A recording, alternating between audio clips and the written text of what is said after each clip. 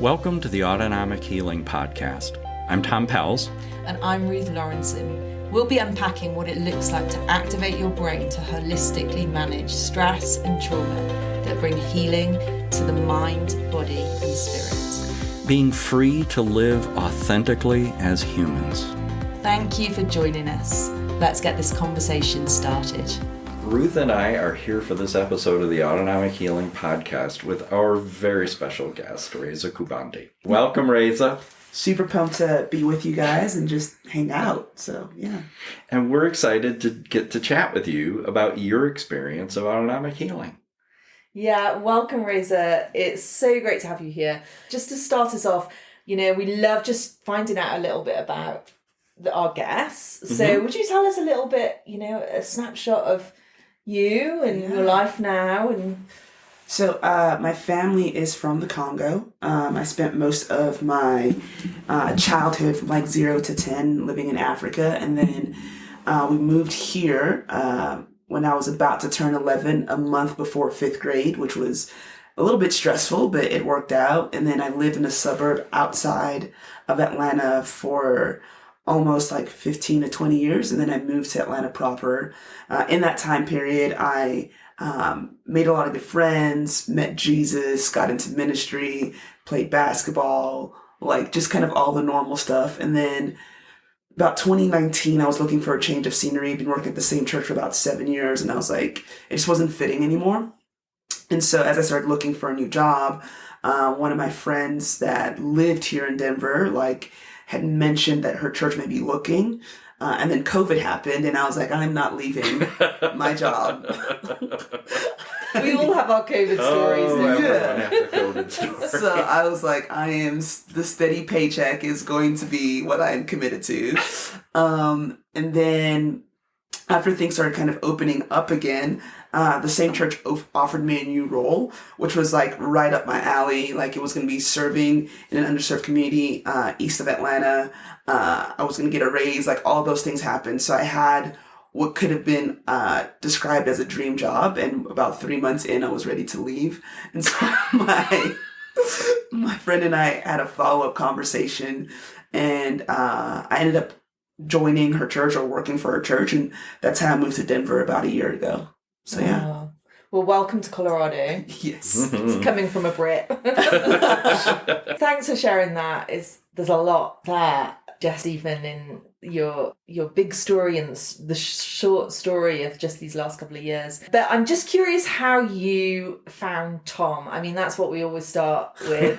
How did you guys meet? Which is maybe not quite like, how did you get this disease? Oh my gosh. How did you find Tom? So about a month after I'd moved here, I was having a conversation with a friend at work where I was just kind of describing an emotional response I had towards a circumstance that was happening to my baby sister. And I was like, it's just what she was describing to me and the way that my body was responding seemed like it just did not make sense because it was not my situation. It was not my issue, but I was responding in a way as if I was like 13 in a fight with my parents and completely powerless. And she was like, hey, I have a friend that may be able to kind of help you work through what your body may be kind of telling you. And so she gave me Tom's information, and we had our initial conversation about where I was at, and then started doing sessions with Tom probably about 2 weeks after my friend recommended him. So, yeah. And for our listeners, that is a classic description of a trauma reaction. Yeah. When something happens and our response in our body, in our mind, and our spirit is out of proportion, it's because we're not just reacting to what is happening right now. It's that what is happening right now has happened so many times in our past, and it's never been normalized, and we're reactive out of all of that. And then that just compounds it. And we're into that tsunami of stress, and the flight or fight Yeah, escalates. we talk about that in those first few episodes, don't we, of this podcast, the tsunami of stress, and how Yeah, what do you call it? That was then. That was then. And then is now. And then is now. So our bodies are like hyper is it hypersensitive Yep. or to certain situations that are triggering to us. That's another word that a lot of people use. That was triggering to me. It's triggering something else in my story somewhere along the line that's making me overreact to what. And that's what homeostasis is about, is normalizing that. Yeah. And so you reached out to Tom, which is great that you had that friend, you know, who could see that. Because I think part of the problem is that people can live like this for years and not have a clue 100%. that this is happening. And they don't know there's something that can intervene. I did an AHA session with a woman just recently who, on a 0 is none, 10 is most severe, level of just physical chronic pain. And the only way to deal with that chronic pain was hydrocodone. And just that was the constant. Her physician said, I got a guy that you might want to have some conversation with. And at the end of the session, she didn't have any pain. Wow. This is just not there. And no urge or need for that hydrocodone. It's astonishing what the brain can do. Yeah. And so some people, Tom, will react physically. And some people, it will be an emotional overreaction to something. I mean, I remember just when I started figuring out in my own life, I would be like, okay, I'm like obviously triggered. Like I would start recognizing when I was doing that. So you kind of were in the same place, started recognizing, okay, this isn't normal. Why am I reacting like this? Yeah, so I probably had known for about 2 or 3 years that something was like very wrong with me.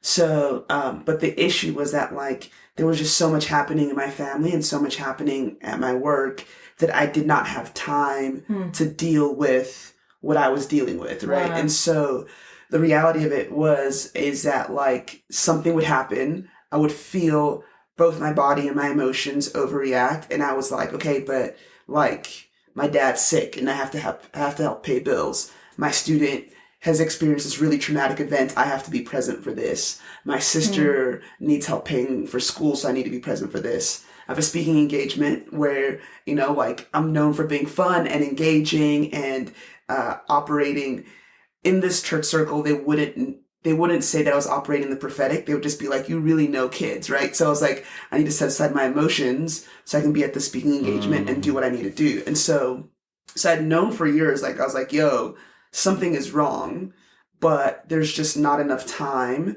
and space to deal with this because there's all of these outside things that are occurring that require me to appear at my best, even if I don't feel that way. And then what I would do kind of like at home is I would either go through like spurts of like really, really intense working out, or I would just like sleep a lot, or I would go through these phases of just rage that nobody knew about. And then I would just appear in the world as like the, what I believe is like a very, what I think people saw in me was real. It was just put on at a level where the dark stuff wasn't seen or dealt with or whatever. Yeah, and it is real, and it is authentic, and it's not fake. Yeah. But there's all the rest of that is trauma-informed and compromising that isn't normalized and lives in that space in a private and for some people, a very secret place. Yeah. And because what do I do with that? Yeah. I can't do it. There's nothing I can do with that. 100%. I really value what you say, Raissa, because you just bring up some really important points here.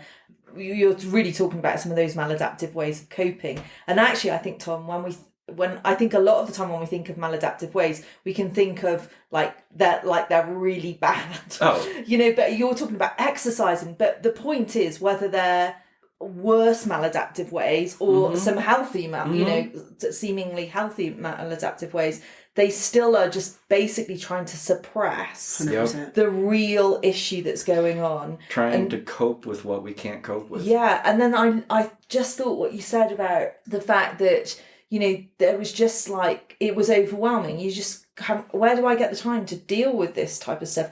I think so many people are in that situation where they know deep down, when your head hits the pillow at night, right, you know the real Ruth or the real Raissa or the real Tom. And yet life can feel, I mean, the pace of our lives right now, it can feel so overwhelming, or the demands that are present, and you named a number of them, that we can kind of put off dealing with these real issues that are affecting us so profoundly. But I love the fact that you arrived at this point where you go, okay, actually, if I'm going to be the person that helps that youth, if I'm going to be the person who actually can relate well, I've got to look after myself. I've got to get to that point where I put, you know, I think in the prior episode you talked about putting the oxygen mask on ourselves, and I hope that this in some way speaks to someone listening, because I'm sure there are people listening who can really identify with that space of knowing deep down something's up, but not really knowing life is a swirl. Yep. But you stopped the tracks and you reached out to Tom. Yeah. And I'm curious about it. People are often very skeptical. It's like, yeah, what did you think? Okay, I'll give it a shot, but really? I think that I've always been someone that has the mindset of, if it works for someone I trust, I'm going to give it a try.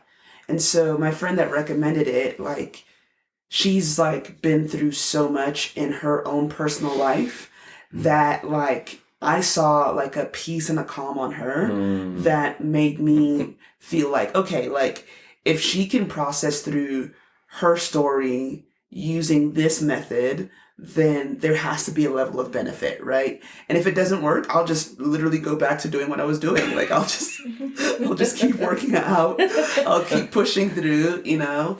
And so I think the skepticism was a lot lower because I had a friend who had been through, I don't like the trauma Olympics are not like my favorite things, but I know my story and I wouldn't want hers, right? And so seeing what she'd been through and seeing the person that she's become and the fact that her marriage is healthy, that her kids love her, all of those things, I was like, I'll try what she's done, because her challenges have not deformed her. And so I want that in my life. So, yeah. And I think this is what we find actually with AHA. You know, there are some people who find Tom through Googling and all sorts of different areas, but a lot of people come because the vast majority, because they've seen the difference. They know somebody, they've seen a change, and they're going, there must be something. Yeah. Totally agree. So you reach out to someone, you do your first session, which is the somatic session. It's really about bringing homeostasis in our bodies, normalizing that stress and trauma. Do you want to share a little bit about what your initial thoughts were from that session? Yeah, so I go in, I forgot to have breakfast, which I know is like a small thing, but I was like hungry. So I was like, am I going to be able to like last through this session or whatever? And I think when you are living in pain for a really long time, when I was a sophomore in high school, I had really bad tooth pain because my parents lost their jobs. We didn't have dental insurance, all this other stuff.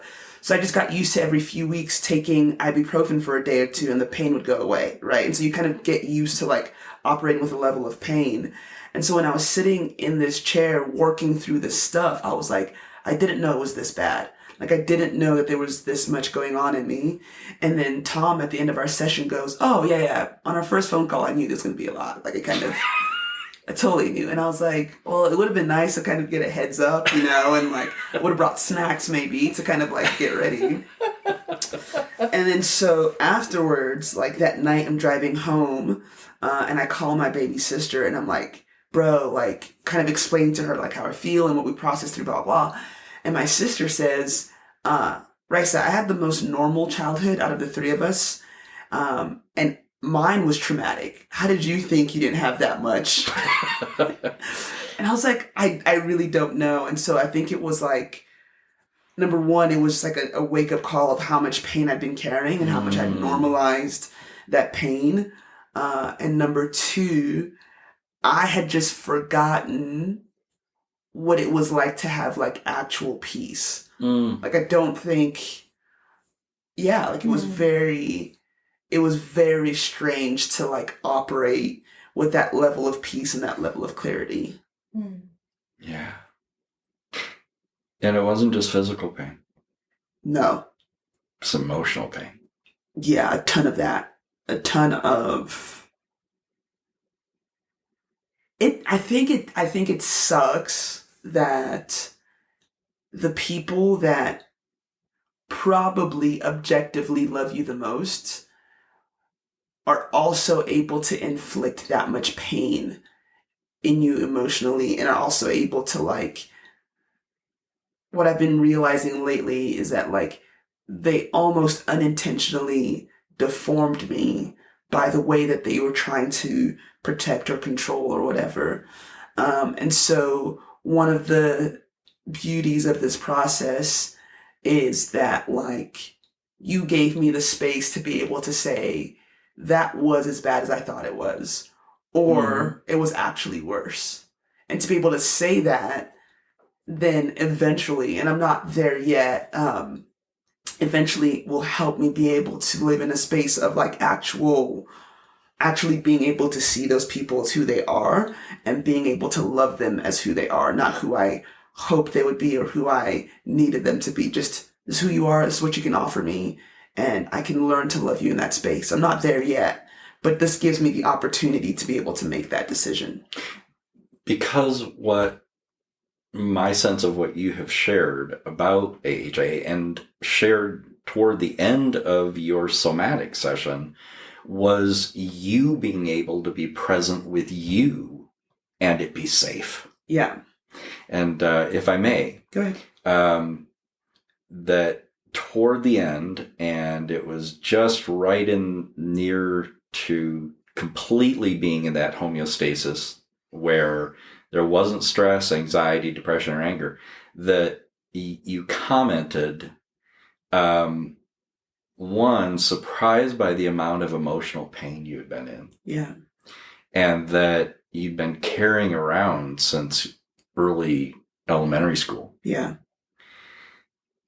And then you said, thinking about it now, it's weird. And yes, we hear weird lots. It is just weird. It's like I can think about it objectively and not feel the emotions associated with it when it happened. Yeah. And I don't feel helpless or unprotected. Yeah. I can see the basketball hoop, the court, and athletics, and basketball is such an important part of your life and has been your entire life. And know the girl in there is not unprotected. Yeah. She's safe. I'm safe. That's cool. Yeah. Like all the things in my stress history should be painful and catastrophic, but it isn't painful or hopeless. Yeah. And I love that for you. Yeah. No, that's a very like accurate like description of what happens on the other side of doing a session like that. And I think that like, since we're almost a year removed from my initial one, the cool thing now is that I can, when stress resurfaces or new things come to the surface where I realize like, oh, that also sucked. Like that also was not okay, whatever. There's a process now to be able to work through that in a way that is no longer this monster that I can't control or that it's going to be all consuming.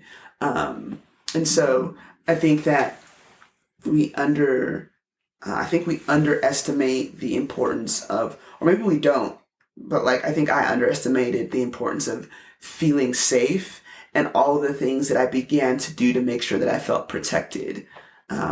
And how some of that stuff is beneficial because it, in some ways, like, is part of the reason that my bills are being paid. And I also have like a lot of friends that, like, because of the way that I protect myself and try to protect them, they're like, oh, you're awesome. But now they get to see a more authentic, messy, but more whole version of me.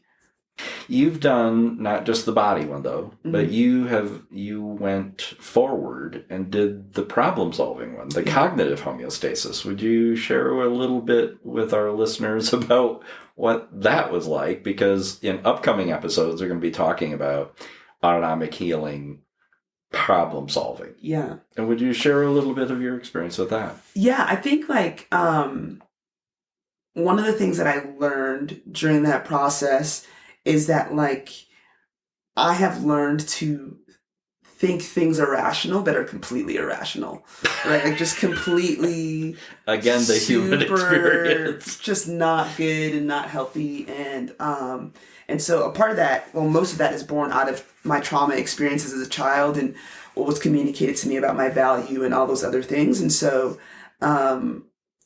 the cool thing is now is that, like, even though I, like, those broken thought patterns will still come up, but now I recognize them, right? So, like, my big thing is I like to catastrophize things. Like, what is the worst possible scenario that can happen from this, right? So I've never learned how to ice skate, and that's something I'm going to try to do in my 30s. And the reason I've never learned how to ice skate is because in my mind, I'm going to get on the ice, I'm going to fall face first, I'm going to break my teeth, and as I'm bleeding and trying to get back up, somebody's going to, like, run over my fingers. Yeah, and that is going to be like, this was not worth learning. That's why I always wear gloves. You know? So, like, I do that in the ice skating example, but I also do that in relationships. I do that in my work. I do that in my perspective of myself. And so going through the problem solving has helped me to kind of take a step back and be like, is this a rational way of thinking? Like, is this actually true? Is this actually the truth rather than it just feeling true? And how do I process through this? And so it's made everything not easier, but it's made it a lot clearer in how to approach challenges, how to approach myself, how to approach people, and how to, like, actually be able to navigate expectations of people, communicate those, and if they're not, like, reciprocated or received or whatever, then I can just kind of be like, okay, like, that's who you are, this is how this is going to work, and that's doesn't make you evil, it doesn't make you bad, and it doesn't make me evil or bad or worthless, it just is. And we can navigate from a space of, like, honesty and just good. So seeing the pattern, and we all experience a basic pattern of our perceptions. Right. That seems very rational to us. Right. And there's plenty of evidence to support why I am seeing you, the situation, myself, the way I am. It's just not actually rational. Yep. But it's very compelling in that it compromises the problem solving. Yep. So then we're not solving problems, we're just creating bigger ones. Exactly. But it all seems rational to us. Right. What has it been like? What was it like to be introduced to seeing the pattern? It made a lot of things make sense, right? So just to kind of give you guys context in the way that I think, it starts off with, like, who made this mess? So there's something bad that's happened and someone is responsible for this, right? Then it escalates to, this is bad. Like, there's a mess and it's worse than I thought it was, right? Like, this is a complete, like, am I allowed to, like, cuss on here? Or no? it's a complete crap show, right? I think that's allowed. Just by I thought you were going to say something much worse than that. I was, but then I was like, I'm a pastor. I know how to edit my words.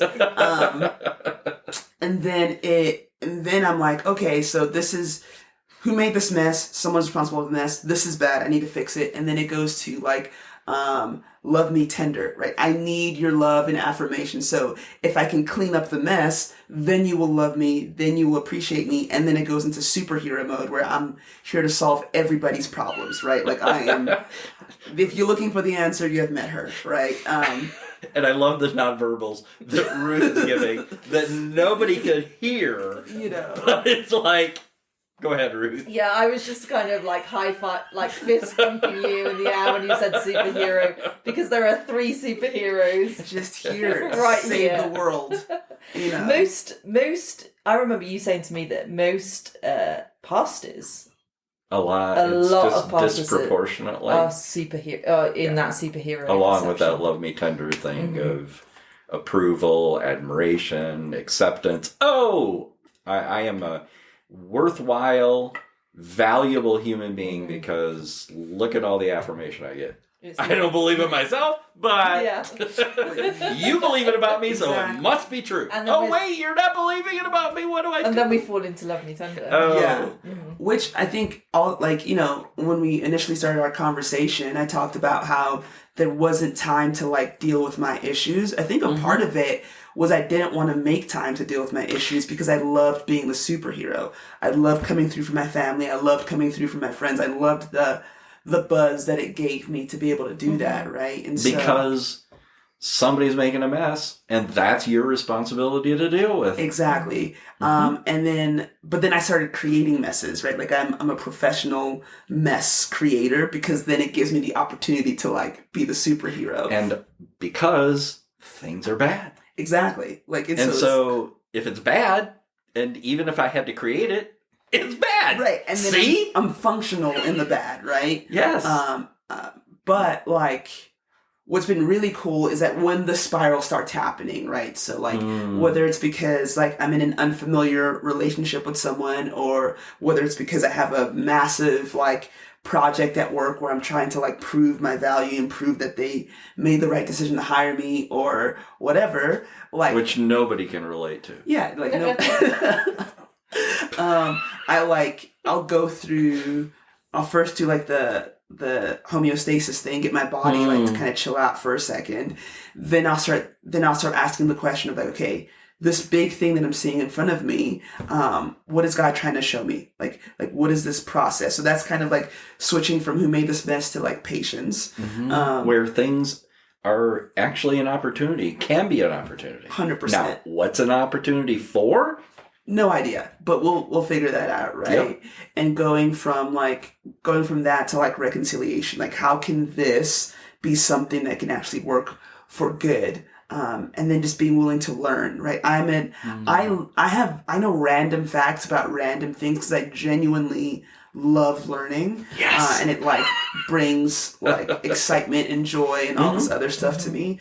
And I think that like, going back to the superhero thing, I genuinely do love people. Yes, like, you do. And so like being intentional about loving them well actually also brings me life, right? And so learning how to Raissa. Yeah.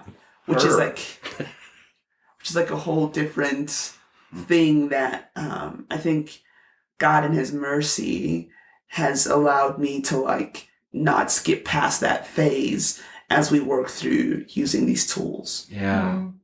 And it is all about learning, which reinforces opportunity and patience and waiting patiently for the opportunity to present. Yeah. And I think what you're describing here is what comes through that AHA problem solving session where basically Tom shows us these patterns that we have of seemingly rational perceptions, right? Yeah. And then the idea is as we're brought into cognitive homeostasis, we are shown and brought into the actual rational perceptions. Which is authentically who we are. It's our authentic anyway. self. Yeah. And I remember, Raissa, just to share a little bit of my story, but I remember doing my problem solving session and just feeling so, because I had 3 similar to you, but just one difference. But I remember feeling so frustrated. Yeah. And actually, I think probably a level of self-hatred at, oh, I hate being love me tender. I hate being superhero. I hate being these things that seem to have a grip on me. And when I was shown that actually the authentic Ruth is loving, is, trusting for me, is someone who learns instead of being a superhero, and someone who brings reconciliation to people and situations. I was like, I remember I cried. Wow. I'm sure you cried too at some point. I cried a lot. There's a lot of crying. If you come to Tom, you cry a lot. Okay, just to say. But I cried. I remember just crying and thinking, I can love her. Yeah. I just felt like I was given a vision of who I really was, and realised that, I can love Ruth in that space. And and then obviously that's the first moment, but then you're given these tools to move forward in. And there's so many times, and I'm sure this might happen with you too, but so many times because I'm in church ministry too, and where I'm like, okay, I'm in superhero mode. I've got nothing to prove. I just need to learn. And I kind of self-coach myself in that space. And so it's just so helpful moving from those seemingly rational to actually rational perceptions. Yeah. Because no matter what the life context is, it could be business, it could be technology, it could be service, it could be whatever sector we find ourselves in, earning a living, following and pursuing a career. We can do that authentically, or we can keep trying to make the caricature of these seemingly rational perceptions work, and it doesn't and can't. Yeah. Or shifting. Yeah. I think for me, what scared me was that the caricature was very effective. Oh, It was so, not in the sense of, it wasn't good for my soul. I knew that I was just like, all right, time to put my superhero cape on and go conquer the mountain or whatever. But my friends loved me, my family loved me, the ministries I was working for loved me. So my love me tender was just getting juiced in ways that was crazy. But as a human, I was finding myself alone, being yo, something is not right. This is just not right. And what you were saying about I can love the person that I see, that that is trusting and that is patient, that is learning, that is all these things. For me, the hard part was that I knew that it was crazy that I didn't love myself. Because I would look at all of these different characteristics of myself, and I was like, if someone else had this, I would be obsessed with them. But I have these characteristics, and I want nothing to do with me. And so it was I think for me, what it's helped to do, it's helped to integrate my thoughts, or I don't know it's an I word, but where everything kind of comes in together, both the good and the bad, and it produces good. And I think that was what was scary for me, was that it was in every aspect of the things that I wanted to accomplish and the type of life I wanted to live, outside of my soul being in turmoil at all times. It was, the caricature was very, very effective. And ultimately that winds up consuming our soul. Yeah. And it doesn't have to. And it doesn't need to. You went on to do the spiritual formation. Yeah. Which is that homeostasis in our being. Yeah. In our spirit. Yeah. In who we are. And would you share a little bit about your experiences with bringing and activating homeostasis in that being spirit? Yeah. I think I've always had the type of relationship with God that I can hear his voice very clearly.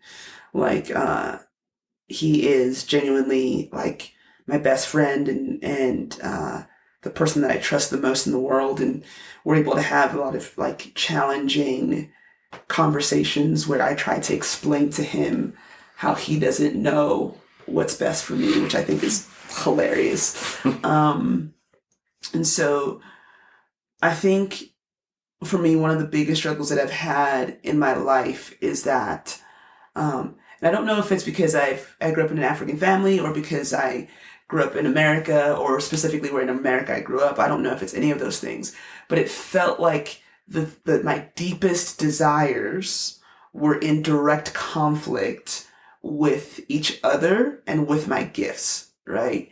And so it was dope to be able to do the spiritual homeostasis because it affirmed not only that like my deepest desires are things that God wants me to have and that he's going to like make happen, but also that in all of the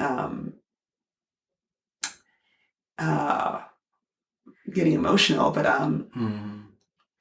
in all of the spaces where I felt like he didn't protect me, there was an awareness of like him being there.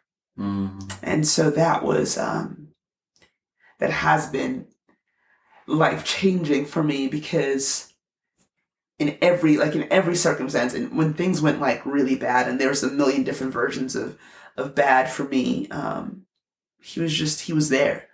And he protected me from things being worse, right? Like from compounding traumatic events. And so this is really cool. Mm. It's that sense of essential safety and well-being that is available. Yeah. That can be elusive. Yeah. And being able to have a way to reclaim that. Yeah. When it slips away. Because inevitably, life, people, us, things happen. Yeah. That cause it to separate from us. Yeah. And to be able to come back to that. Mm-hmm. So, having done body, mind, and spirit, Mm-hmm. and then explored some different issues, Mm-hmm. May we ask, Mm-hmm. Are there some fundamental issues that autonomic healing has allowed you to be able to address, perhaps in ways that you were not able to address them before? And what were some of those ways that you tried? And it's like, that just... Yeah. I think that everybody comes into this process with different levels of preparedness, right? And so I spent a lot of years doing a lot of journaling, a lot of trying to understand my story and trying to understand my thought process, which I think was super beneficial because it made me very emotionally aware and it made me very aware of like my actions and my decisions and like, okay, so when I'm under stress, I will go into like hyper work mode and then I'll disappear for 3 days. So like that was helpful, but I hit a wall. And I feel like all of the processes that I went through, whether it's through journaling or talk therapy or, like doing the whole praying and fasting thing, like, which all those things are like super beneficial. And like, if you're a Christian, like keep praying, keep fasting. It's good for you. But this was like one of those things that helped to provide language to some of the things I was experiencing. It helped to it gave me permission to be able to be like, yo, that was a hard life. Mm-hmm. Like that was like a hard life experience that I had that I couldn't talk myself out of how hard it was because my body was telling me how hard it was. Right? Like, and I think that if you're someone that has like a lot of emotional intelligence and is pretty articulate, you can talk yourself down from how challenging certain experiences are, and then combine that with empathy, right? So like I would look at my life and be like, oh, okay, like some really painful things were said to me, but this person was assaulted at the age of 11. So I will take my bad things over the assault that this person experienced. But the problem is that, like, by doing that, it doesn't allow me to actually deal with whatever it is that I'm dealing with. And so now I'm able to be like, my thing was really, really, really hard. And then also be able to have empathy for the person that had their really, really hard thing and be able to be loving and patient and all those things with them. The biggest things I think that I'm working through is just family dynamics, right? Like all of us have family dynamics. All of us have things that make our family dynamics awesome. Like my parents had an incredible marriage where till this day, they've been married over 20 years. They will call each other in the middle of the day just to talk, just to check in on each other, right? And so that, like, instead of it being something that was like affirming and awesome and all these other things, I was like, I don't know if I'm worthy of that kind of love, right? Like, I don't know if I will ever find a partner that will love me that much and that I will love that much and want to be around that much, right? And so being able to take a step back and look at it from the positive aspect, or, like I had just a lot of like and the reason I'm not saying the specific things is because I want to protect the people that have said these things because they're changing or whatever. But I've had some like, I had somebody once tell me that, like, if people really knew who you were, they wouldn't love you. Like, if people could really know that. And, like, and when you're, like, I think I heard that when I was, like, 12 or 13, it was imprinted in me. Yeah. It defined so much of the way that I moved or whatever. And now I'm able to kind of look at that and be like, what that person said was really, really jacked up. Like, there's no excuse for it. There's, like, none of that stuff. But it wasn't true. Yeah. Right? Like, it wasn't the truth about who I am. No. It may have been the truth of how they were experiencing me, and that, it whatever. may have been true about the way they were perceiving you. Right. And so experiencing you. Right. But not even remotely truth about who I am, and and so things like that have been able to kind of be addressed. And I'm not like, I think the biggest thing is that I'm not afraid of what's in the closet, right? For years, I suppressed my emotions because I was like, when this comes out, like when all of these feelings, when I start dealing with all this trauma, I will not be functional. Because there's moments that, like, little glimpses of it come out, and I'm in bed for 2 days in the dark and not being able to, like, function properly. So if I let this whole thing unleash, I won't be able to work, which means I won't have security, so, like, all of these things would happen. But now it's like, I can open the closet and see the monster's not really a monster. It's just baggage that needs to be sorted through. And be present with your emotions. Exactly. Without having to, like, run away from them. And treating emotions as what they have always been, as good indicators of what's going on, and being able to accept them and be like, okay, this made me mad. Am I mad because it's actually a bad thing that happened? Or am I mad because I felt slighted? And then being able to, like, work through that properly. I don't know if I answered your question. Yeah, absolutely. Yes, brilliant. I love hearing you. You can just talk. It's great. I can't imagine very different cultural contexts in different, very formative stages in your life, from Congo, South Africa, United States. Those are hugely different. Yeah. Has autonomic healing supported you in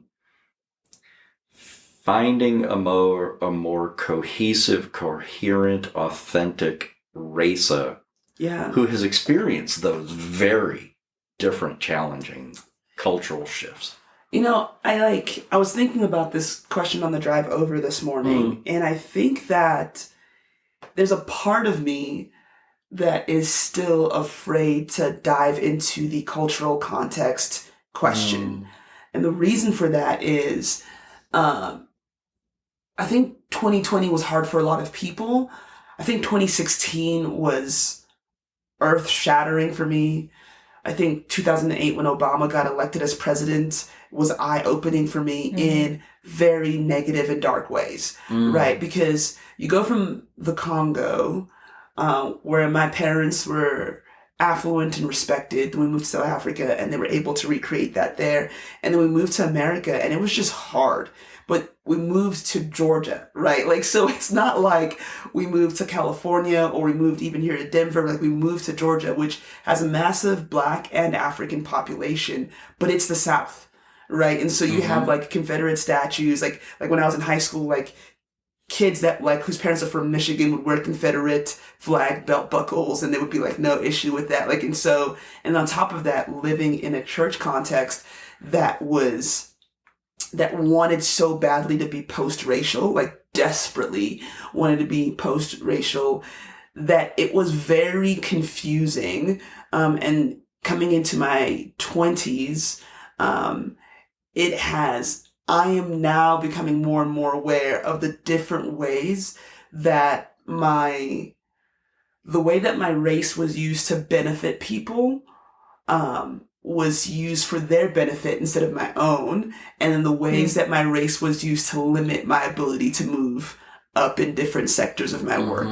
And then also when you add gender to that, and then when you add the church's obsession with what a woman is supposed to be like, and when you meet me, like, you know, you'll see someone that like loves streetwear, which is gender neutral but can appear masculine, and then so they wanted a non-gendered Black woman, but did not want to address any of that stuff, right? Like, so when I say non-gendered, what I mean by that is non-sexual. Like, they didn't want any part of my sexuality to be expressed, but they needed my Black face, and they needed the fact that I was a woman to make sure that they were checking off diversity cards.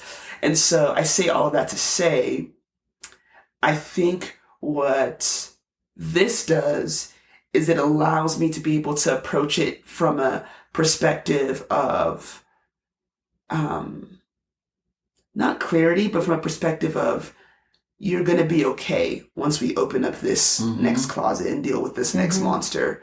But have I dove into that? No, because Denver is a very white city.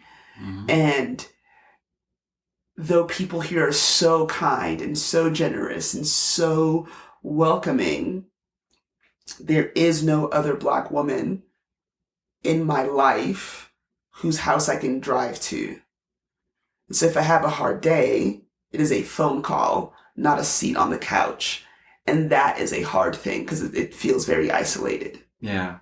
See, just a little context in my history. I ministered in the Detroit area for better than a decade, and moved from a very affluent white community on the outskirts to one of those near inner ring areas. There was a lot of white flight that had gone on. The congregation I pastored had a history that was very Southern. It was a lot of those who had moved up to work in the auto industry. And then there was the whole confusing milieu of a very changing Detroit landscape.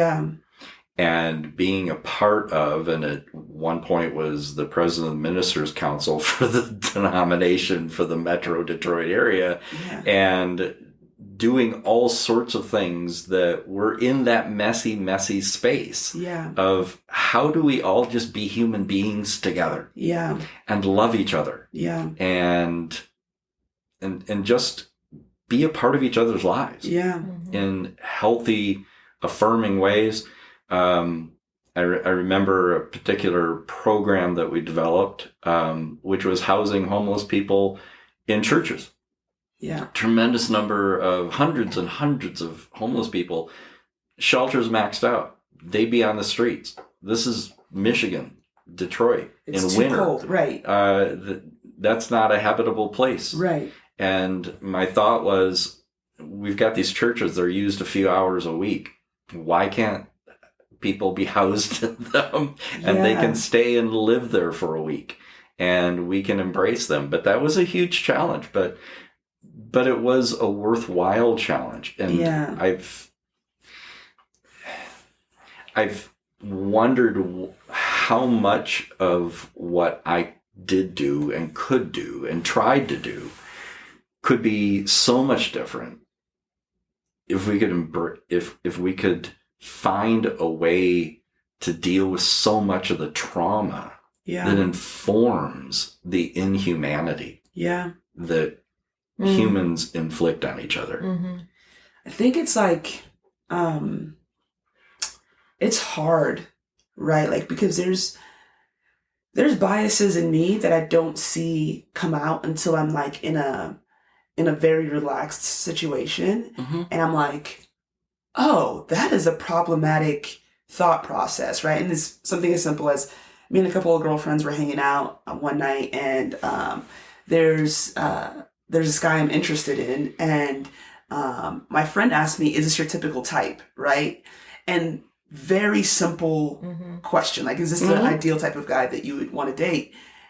And immediately I start having all of these like really deep conflicting thoughts where I'm just like, well, like, as a Black woman, like, am I supposed to prefer darker skinned men versus lighter skinned men? Because there's all of these things about light skinned men, about how soft they are, or how they only date white girls and all this. So in my response to my friend, I'm like, I say no, but then like a couple of days later, I'm still pondering this, because again, I'm having this physical response and this mental response, and like something is being told here that I need to figure out. What stories my body and my mind telling me? And I realized like, oh, I've always been mostly attracted to like lighter skinned Black men, but there's all of these connotations to colonization, to colorism, to all these other things that I've been unwilling to address, right? And so the reality of it is that I think that as people, the reason that we can't deal with sexism, homophobia,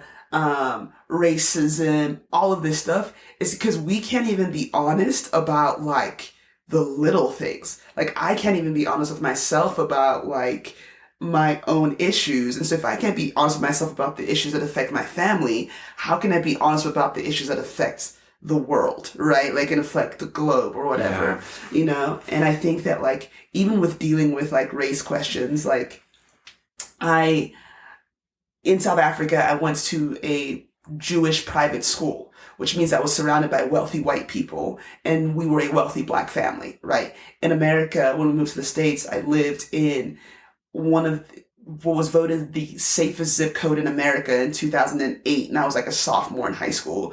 It was predominantly white, Asian, with a small population of very wealthy Black kids, right? I was not a wealthy Black kid. My parents moved us there because it was the best school district that we could afford to live in. So the five of us lived in a 2-bedroom apartment for years, right? Just to make this work. But because of my access to wealth, like things like getting on boats and being able to go on trips and people paying for me to play basketball, all of that stuff happened, right? So wealthy people would treat me as one of their own. But at the same time, President Bush had done the No Child Left Behind thing, where kids from failing school systems would come into thriving school systems and be able to attend there. So now me, as someone that was wealthy in South Africa, is now like lower middle class in America, but living in a very affluent space, is surrounded by poor Black Americans who are citizens, and I'm not a citizen, but I'm living better than they are. And then I begin to question, am I really Black? Because that is what the Black experience is. Their experience is what I've been told is the Black experience, and that is not my lived experience, right? And so I think when it comes to the conversations around race, for me personally, there's so many layers that are both personal and academic and experiential and all this other stuff that like, I think we can't address big issues because we're uncomfortable with addressing our personal issues. And the reason for that discomfort is invariably stress and trauma. Yeah. And it's so informed and deformed conversation about it. 100%. That it's not about being human beings anymore. Right. It's about being this or that. Yeah. And yet, even for those who don't have such a mixed up blend of cultural contexts, it's still mixed up. Yeah. And still confusing because the internal context is so confused and mixed up. And it encounters the external context, and with a lack of individual homeostasis, let alone a shared homeostasis, there isn't a coming together. There's only a coming apart, which doesn't have to happen. Exactly. That's not essentially human. Yeah. It just characterizes so much of our human experience. But we're more than that. Yeah. We don't have to just be traumatized. Yeah. And then live out that traumatized experience in messy ways in our own lives and in each other's lives. Yeah. It can be whole. Yeah. It can be free. Yeah. And we can be ourselves. Raissa, thank you so much for being here. I feel so privileged to just be in this space with you and listening to your journey and your story with AHA. And I think you've spoken truth today that will resonate with so many of our listeners. So thank you for doing that. And we love this kind of community that we're forming with AHA. There's a number of different guests now that we've had on, and we're going to ask you back. I don't know whether you'll say yes or not, but thank you so much for being here, and we will come back together in a few weeks' time for our next episode. Indeed. Thank you, Raissa. Thank you, guys. It was awesome. You've been listening to the Autonomic Healing Podcast. Join us next time as we continue in our conversations with Tom. If you're interested in pursuing your own autonomic healing journey and want to find a practitioner, visit our website, innerworkings.org. See you at the next episode.